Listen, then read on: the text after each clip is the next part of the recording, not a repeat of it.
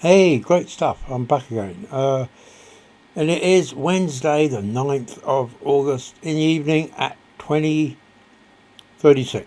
2036, coming up to 2037. It's 8:37, 8:36, 8:37. So that's the time, and that is a reminder of when I made the video. So how can I make myself appealing to you? I don't want to make it. I want to make myself personal, because how else can we talk to each other if we don't realise that what we are? We're just ordinary people. We're just people like you and me. There is no big show. There is no sponsored link, or you know major upheaval of our system to bring you this talk. It's just me. It's just me, and I am on my own and completely separate from everything else. So, and that's really what I wanted to talk about. How we are, um, just basically, the love of everyone else, because it's only when we notice it that we actually are the love of everyone else. Because what happens is that you get carried away on a kind of illusion where you think, well, I'm trusting this organisation, or I'm trusting that organisation, or I'm trusting that hospital, or I'm trusting that lawyer, or I'm trusting that policeman. And really, they're just you and me. Take away the trust, take away the expectations, take away the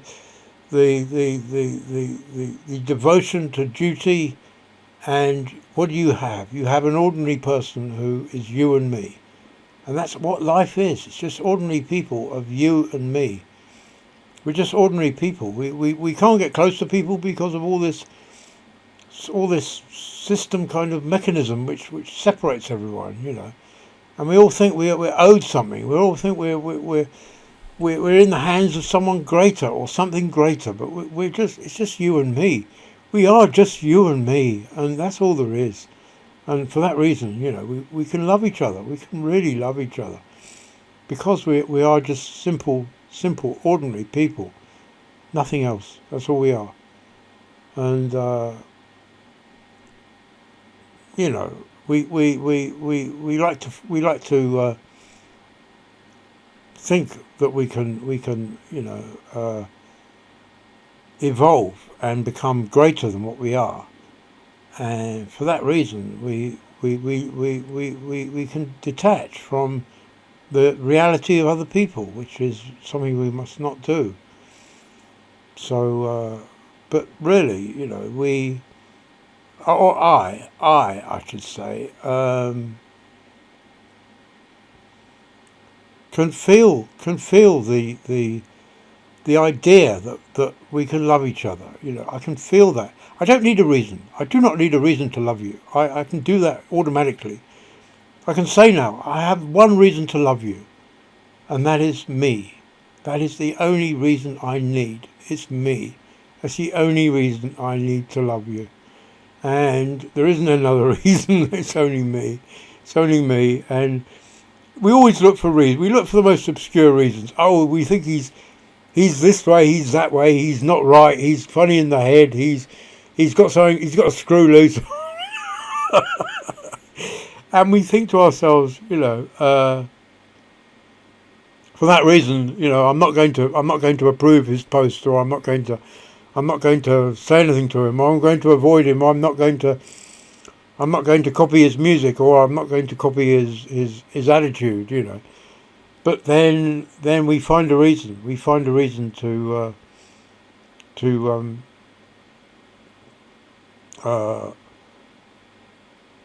share something, and we find out actually that he's a nice person, or she's a nice person, and we change completely, and we regret everything we thought before. So we just need one reason. We just need the tiniest reason, and believe it or not, the smaller the reason you love somebody, the greater you love yourself. That's one of the things I've discovered. I think it's true. I haven't tested it, but it might be true. It might be true. But yeah, so and really, understanding, where does that fit in? How do we understand why we love people?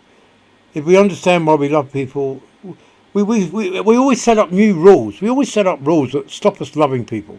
We always say, oh, he's done that, or he's like that, or he supports this, or he supports that. We can't have that. We can't get involved in that. And really, we are denying ourselves the opportunity of understanding, and every person is an opportunity for understanding. And for that reason, they're just simple people. They're just you and me. And if that isn't a good enough reason to love someone, there won't be another. There won't be another. Honestly, we've got to do that. We really have. That's the way to be. And how about war? I can't think about war. I watched something on Facebook that was gunboats shooting at each other. I won't say who was who. Even though everyone thinks it's bad that who was being shot at. They're regarded as the enemy. The sound of the explosions haunted me for a long time afterwards, and I was absolutely horrified at what was going on in my head. The death in the sound was just horrific. It was compared with. I think it's because I like music. Yeah, I really like music, and to hear gunshots or explosions where people are obviously dying is. I can't describe it. It was awful, really awful. I never felt dread and horror like it. It was absolutely terrible. So I can't. We must stop fighting wars. We must stop wars immediately. We must stop. We mustn't be a part of it. We must rise above it. Peace comes before everything else. Peace is the number one thing we should always maintain at any cost. At any cost, we must have peace. Obviously, we think back to our World War II, and we think, well, we won that because of the horror of the regime that was threatening us. But there was a reason for that. And our evolution changes, and our decisions need to change with it. And we have to make advances in our declaration of peace. We have to make advances in that.